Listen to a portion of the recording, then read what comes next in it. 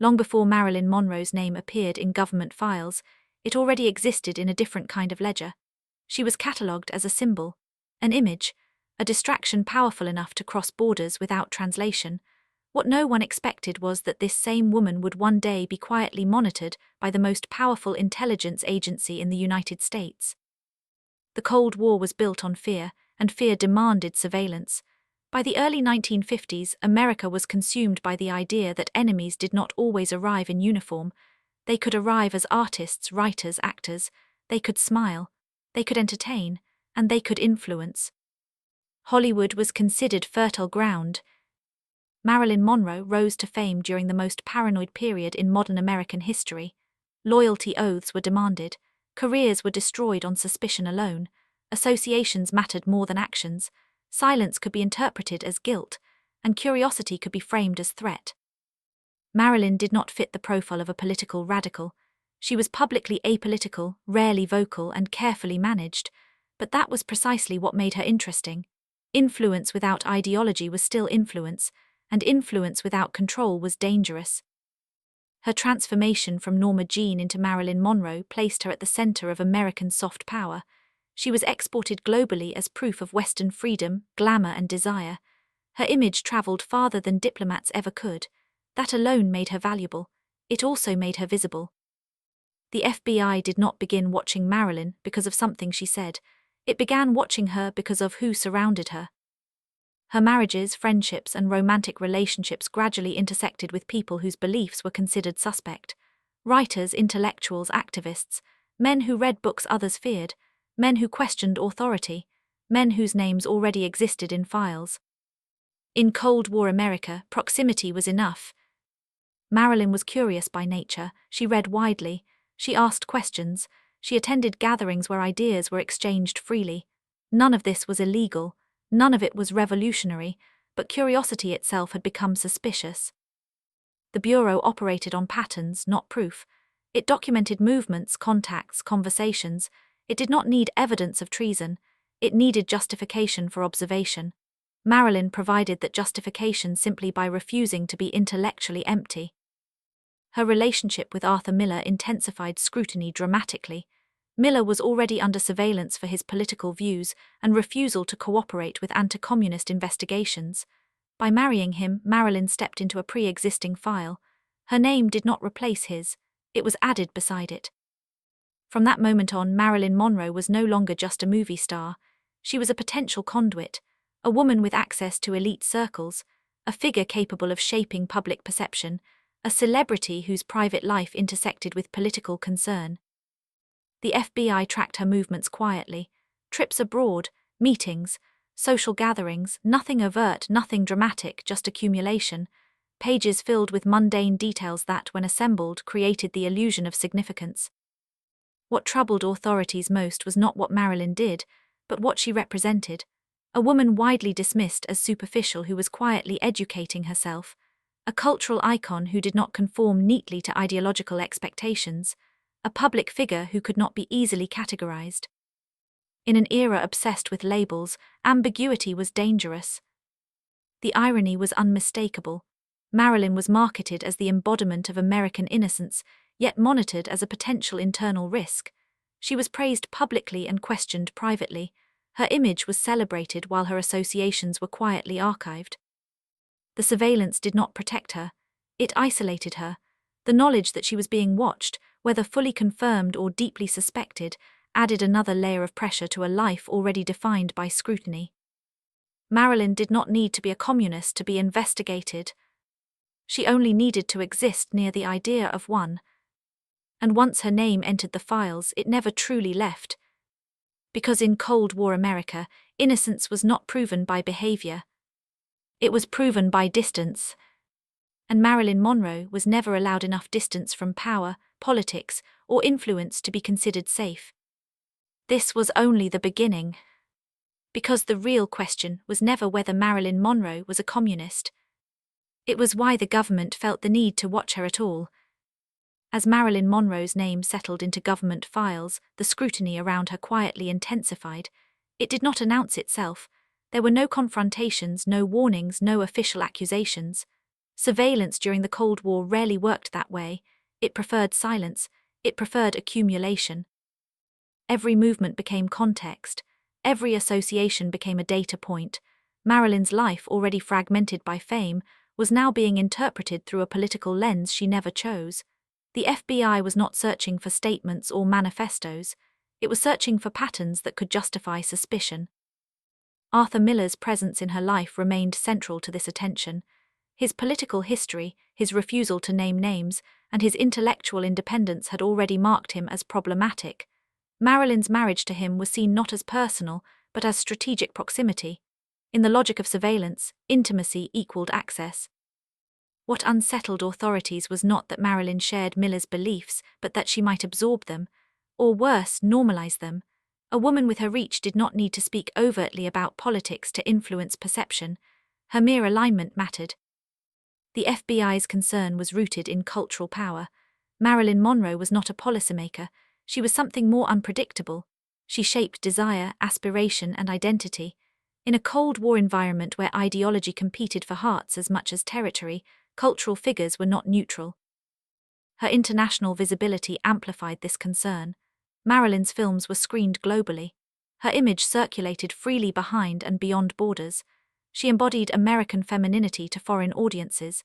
If that embodiment appeared intellectually curious, emotionally complex, or politically adjacent to dissenting voices, it complicated the narrative America wanted to export. None of this required action on her part. The system worked on implication. Marilyn's friendships with writers, artists, and thinkers placed her in spaces where ideas were exchanged without fear. Those spaces were precisely what intelligence agencies feared most. The FBI monitored her reading habits, her travels, her social calendar, not because these activities were dangerous, but because they were unscripted. Marilyn did not behave like a controlled asset, she behaved like a human being, and unpredictability was treated as risk. At the same time, Hollywood remained largely silent. Studios had learned how to cooperate with political pressure without making it visible. They promoted loyalty publicly while distancing themselves privately from anything that could invite scrutiny. Marilyn's growing reputation as difficult and unstable conveniently aligned with this need. Instability was useful. It reframed political curiosity as emotional fragility. It allowed legitimate questions to be dismissed as personal weakness. Marilyn's struggles became a narrative shield that protected institutions from examining their own anxieties. What made this especially cruel was Marilyn's lack of ideological intent. She was not attempting to challenge the government. She was attempting to understand the world she lived in. Her interest in literature, psychology, and politics came from a desire to ground herself intellectually after a lifetime of being reduced to appearance. That desire, however, was misread. In Cold War logic, curiosity was not neutral, it was directional. To ask questions was to drift was to risk alignment, and alignment once suspected was nearly impossible to undo.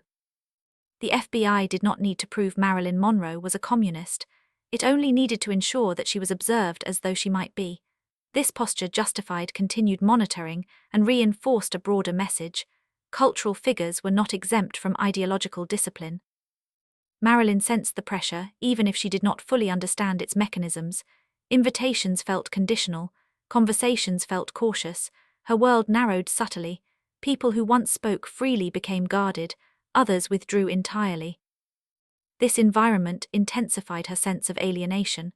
She was celebrated as a national symbol while treated as a potential liability, praised for embodying American values while quietly monitored for deviating from them. The contradiction was exhausting. Her public image remained untouched by this reality. Audiences saw the same luminous presence on screen. Behind the scenes, Marilyn navigated an atmosphere of suspicion that compounded her existing vulnerabilities. What troubled the FBI most was not evidence, but uncertainty. Marilyn did not declare loyalty loudly enough. She did not reject controversial ideas forcefully enough. She existed in a grey area that Cold War institutions were designed to eliminate. By the end of the 1950s, Marilyn Monroe was no longer just an actress with controversial associations. She had become a case study in how influence without ideology still provoked fear.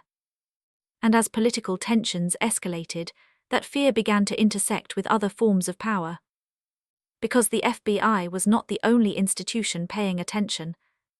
And Marilyn Monroe was moving closer to a world where surveillance carried far greater consequences. As the 1960s approached, Marilyn Monroe found herself positioned at the intersection of culture and power in a way that no one had designed, yet everyone feared. The FBI's interest did not diminish with time. It deepened, because her life was no longer limited to Hollywood. It was drifting closer to Washington. What unsettled federal authorities was not Marilyn's politics, but her proximity. She had access to men whose decisions shaped the Cold War. She moved through private spaces where policy, fear, and ambition overlapped. And unlike trained operatives, she did not understand the rules of silence. This was where concern turned into alarm. Marilyn's relationships were no longer interpreted as personal. They were analyzed as potential breaches. Her emotional openness, once framed as vulnerability, was now reframed as liability. A woman who needed to be loved was, in intelligence terms, a woman who could be manipulated, or who might speak when she should not. The FBI's files reflected this shift in tone. Marilyn was no longer simply monitored because of Arthur Miller. She was monitored because of herself. Her name appeared in contexts that suggested unease rather than accusation. Notes emphasized emotional instability, dependency, and unpredictability. These were not medical assessments, they were strategic classifications. Unstable people were dangerous not because they conspired, but because they were uncontrolled. At the same time, Marilyn's intellectual curiosity continued to grow. She read voraciously, she asked questions, she sought meaning beyond the roles she was given. In another era, this would have been celebrated. In this one, it was suspicious. The Cold War did not trust complexity. What the FBI feared most was not that Marilyn Monroe was a communist, but that she could not be neatly categorized. She did not perform patriotism loudly. She did not denounce dissent publicly. She did not align herself with clear ideological messaging.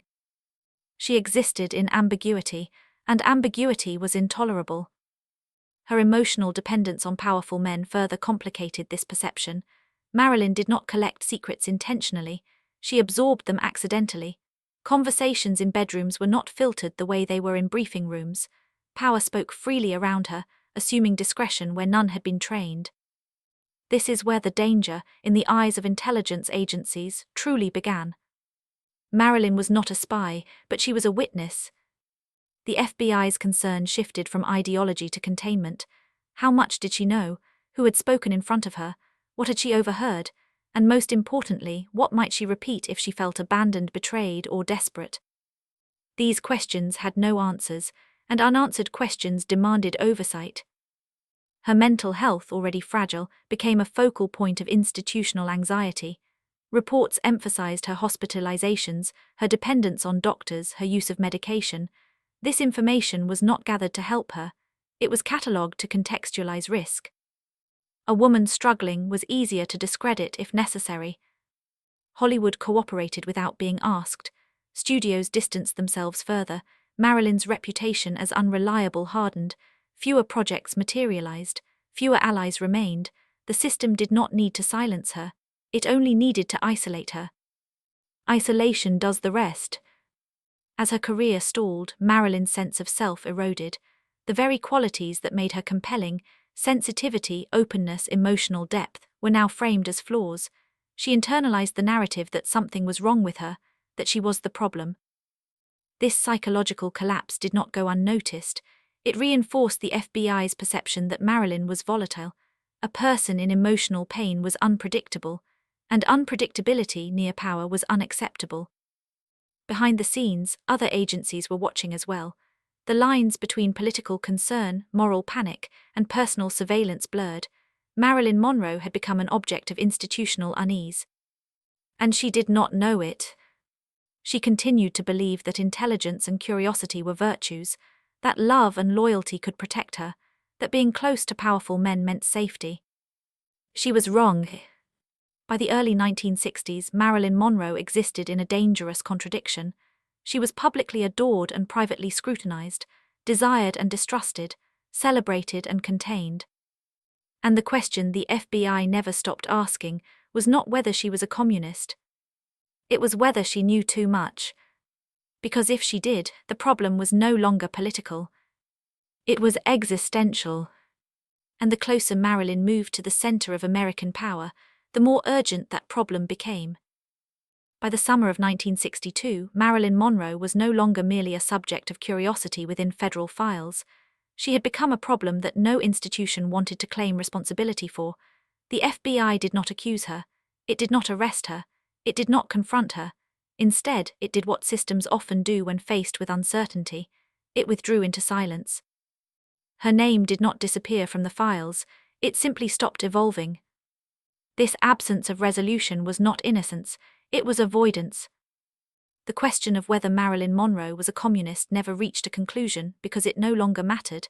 Ideology had become secondary. What mattered was damage control. Marilyn's emotional volatility, her proximity to power, and her inability to be managed made her a liability no one wanted to explain. She was not removed, she was left to unravel. In her final months, Marilyn's isolation deepened. Friends became cautious, invitations vanished, studios distanced themselves completely. The same system that once profited from her image now treated her as radioactive. Association carried risk, silence felt safer. The FBI's files reflect this shift indirectly. Surveillance gave way to observation from a distance. Marilyn was no longer viewed as a potential ideological threat. She was viewed as unstable. And unstable people, history had taught institutions, destroy themselves without intervention. This framing absolved everyone. If Marilyn collapsed under the weight of her life, it would not be political. It would be personal. If she disappeared, it would not be suspicious. It would be tragic.